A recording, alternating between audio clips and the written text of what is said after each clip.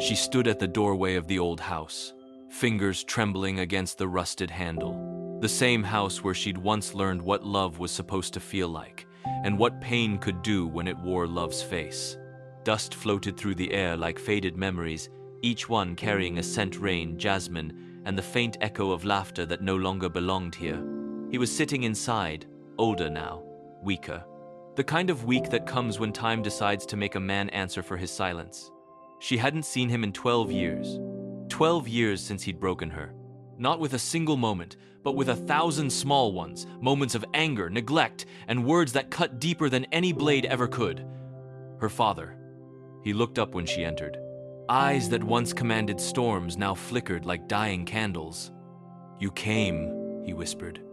She nodded, though her heart felt like it was being held together by thread and breath alone. For years, she had dreamed of this moment not to forgive, but to confront, to finally say everything she had buried under her ribs. The nights she cried until her pillow turned cold. The mornings she walked to school pretending nothing was wrong. The way she stopped believing in love because the first man who was supposed to protect her became the one she feared. But now, looking at him frail, small, human, she realized the confrontation she had rehearsed for years had already lost its power. He was no longer the monster in her memory, just a man, stripped of his shadows, staring at the wreckage of his own life. "I didn't think you'd come," he said again, voice shaking. "I almost didn't," she replied.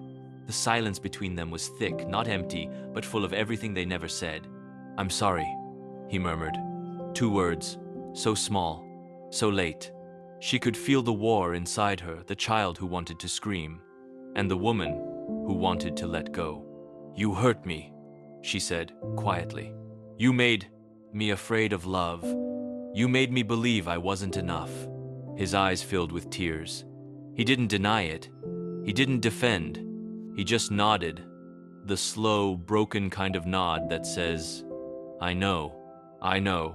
And in that moment, she realized forgiveness wasn't about pretending it never happened. It was about freeing herself from carrying it forever.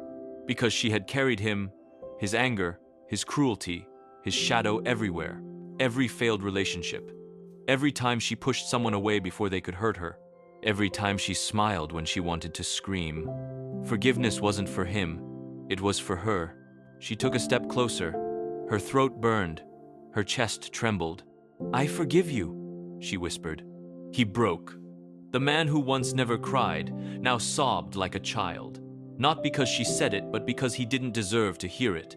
And maybe that's what made it real. She reached out, her hand shaking, and placed it over his.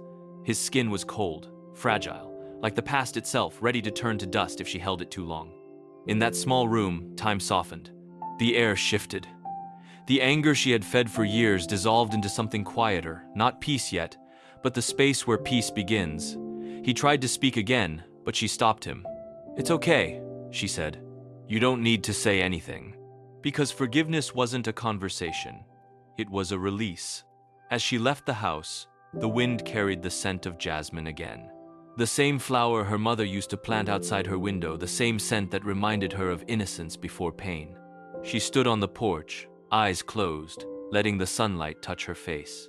For the first time in years, she didn't feel like she was running from something. She was walking toward herself. That night, she sat by her window, writing in the old journal she had stopped using years ago. The pages were filled with rage, confusion, longing, but now, she wrote a single sentence: "I am not my pain anymore." Tears fell, but they were gentle now, cleansing, not drowning. She finally understood forgiveness is not the same as reconciliation. You can forgive someone and still walk away.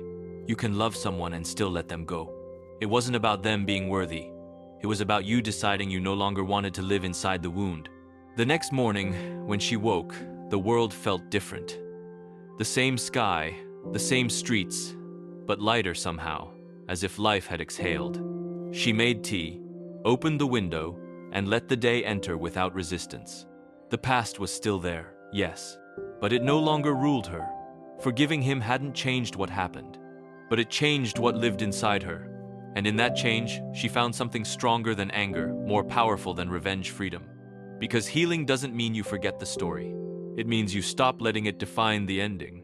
And as the sunlight broke through her window, she whispered the quiet truth she had waited her whole life to say, I am free.